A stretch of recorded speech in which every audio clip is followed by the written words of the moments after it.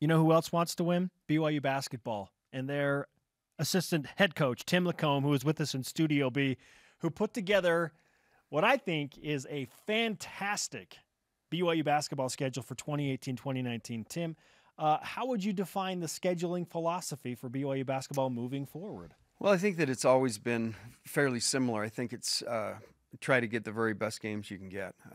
We, as analytics has come into play, there's actually sites now that kind of give you a peek into what teams are expected to be with what they have coming back and what they've signed. And so we've used that over the last few years. It's not an exact science. I mean, I used our game last year against Princeton on the road, for example. That historically is a top 75 game. And last year ended up not being that. And so, you can get everything set up exactly the way you think it's going to be. And then there's always, like you said, you have to play the games on the floor and you have to win for those all to work out. But we feel really good about the schedule itself. We had to play a few more games out of the building this year to get back what we wanted next year. But we're excited about the teams we have, their projected numbers, and hopefully what that would mean for us if we can kind of run through that successfully. For those that missed it or need a reminder, you open at Nevada. That is about as tough as a road opener as you could have booked. Maybe at Duke or North Carolina or something, but Nevada expected to be like a top 10 team. Right. Yeah, I've seen them as high as 3. And watching them play last year and having everyone back, they're definitely everything that they're expected to be on paper. But we're excited about it. We felt like it would be a really exciting series. They will return the game the following year.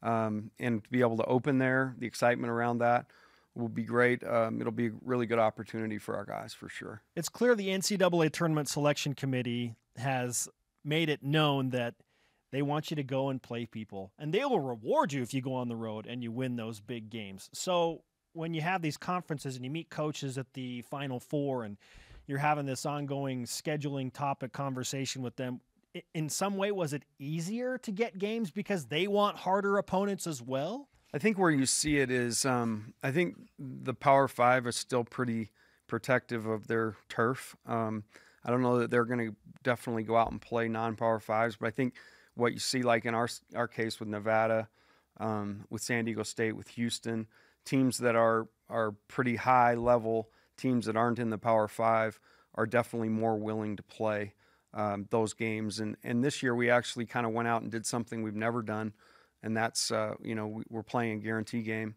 against Mississippi State, which means it'll be a one-time game. They pay us to come, and so it'll be the first time in the 11 years I've been here that we've done that, to be able to go. And again, they're going to be on paper, they're in a top 15 team. So it definitely stacks up to be a very challenging schedule. But there's also games in there that we feel really good about, that hopefully will allow our guys to get some confidence along the way as well. Nick Emery returns after a 9-game suspension on December 5th against Utah State. You play 6 of the 9 games at home. Did you and there are some challenging games there in Nevada and Houston during that stretch. Right. But there are more challenging games after he returns. Was the potential of Nick being out for a few games in mind when you made the schedule? We weren't really sure. We kind of just went about it business as usual. It seems to be early games, and particularly where your multi-team event kind of fits in. It's either November, Thanksgiving time, or December, Christmas time, and it happened to be this year that it'll be in the November part of the season. But we obviously knew that would possibly be. We didn't know the number of games or anything like that. So I would say that we probably knew about it, but it didn't weigh that much into how we situated things. You mentioned the MT or a multi-team event, and that one's going to be held in Provo this year, it looks like, right? So that's correct. Which games are they? They will be the Northwestern State, Alabama A&M, Rice, and Houston. All 4 of those games will be played at our place, and it's the men against breast cancer. That's the title of the tournament. Those teams will all play each other at different sites, but we will all play them here. And that's a nice run of 5 games in a row at home. 4 of those you mentioned in 12 days. Yeah. 13 days. So yes, you load them up. Yeah, we load them up, and it's good. We kind of want to simulate. The one thing we want to do in the preseason is simulate the conference season where we're playing.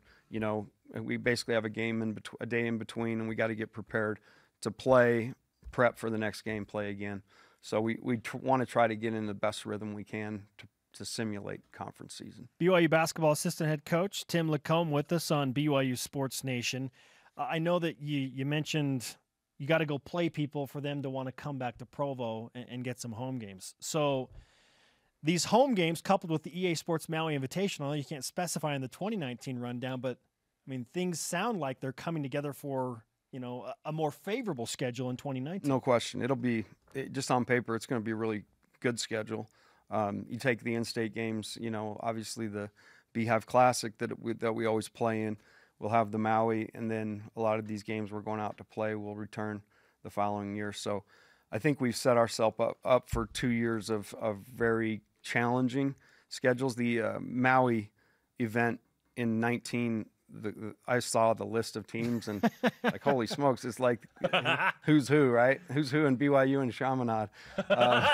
So no, it isn't. Come on. No, it'll be fun, and that's what you want. I mean, you want to play the best. We're excited about it, and it's certainly something we've used in recruiting that we're going over there. So it'll you know, as it plays out, it'll be great. I wore the Maui shirt the other day. Oh, did you? Yeah. Yeah, I brought those back for you guys. Yes, you did. Yeah. Yeah, hopefully, it was great. Hopefully, I did watch it a couple times before. Did you? Yeah. Okay. Just to make sure. I thought you'd never watch it.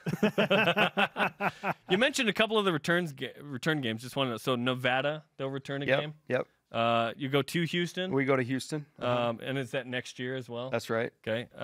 Let's see other ones. San Diego State. UNLV will come back to Salt Lake and play. We'll play in the in Vivint. Cool. And San Diego State will come home. Come okay. here.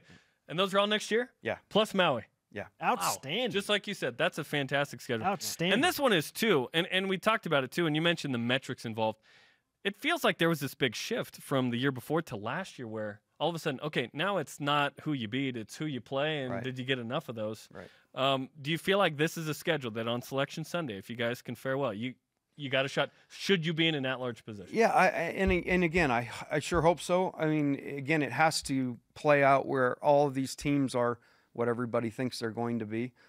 We are, you know, hopefully competitive like everybody thinks we're going to be. But yes, I think we have put a schedule together that will, in and of itself, be something that you can be proud of. You obviously have to go out and win your share of games, and you got to do a really good job of that. And then on top of that, you have to do fare well in league. So there's just teeny little components of getting an NCAA bid, but we feel like this is something that hopefully will, you know, kind of check that box should everything else fall in place. What does Nick Emery's return to this BYU basketball team mean for the immediate future of the program? Well, you know, I think it's interesting because, you know, Nick being out a year, you know, and having gone through everything he went through, I think it's like anything else. What it is for him is a new beginning. What it is for our team is a new beginning. I think if you're talking about getting the Nick Emery that was conference, you know, was a first team all conference guy, you know, then it means a lot to him and to us. But I think it is getting to that point. We have a very veteran group of guys that are coming back that have been through a lot with Nick gone. And so it's just a matter now of Nick being able to get back into the rigors of every day and kind of acclimating himself to the group and the group acclimating themselves to him. And hopefully it's just another really solid piece that we can add to the puzzle. And we'll finish with this real quick. Is this the week where everybody's back and you start playing? Yeah, today? we actually got everybody back a week ago and started. You can have 8 weeks of 4 hours a week. So we started last week. Nice. We get everybody here minus Connor Harding gets home in about 3 days from his mission, and then he'll come straight to BYU. So he'll go right from the mission field to defensive stance. To his next mission field. Exactly. And so his head will be spinning a little bit. But we're excited about these group of guys. I think that they're working hard. They definitely definitely have pieces that can be successful. And now it's just a matter of putting them all together and doing it. Great stuff, Tim. Thanks for giving us some more fodder on June 25th. We need all we can You were the get. perfect guest. You guys love June, don't you? June's our favorite month. It's just monumental. So many monuments. That's right. Oh my gosh. It's not easy to put together a schedule. Well done, my friend. Thank you. Thanks. Coach Rose gets a ton of credit too. I'm just kind of, he runs everything. I just kind of run pieces for him. So, Hey, great to have you back at Studio B. thank you.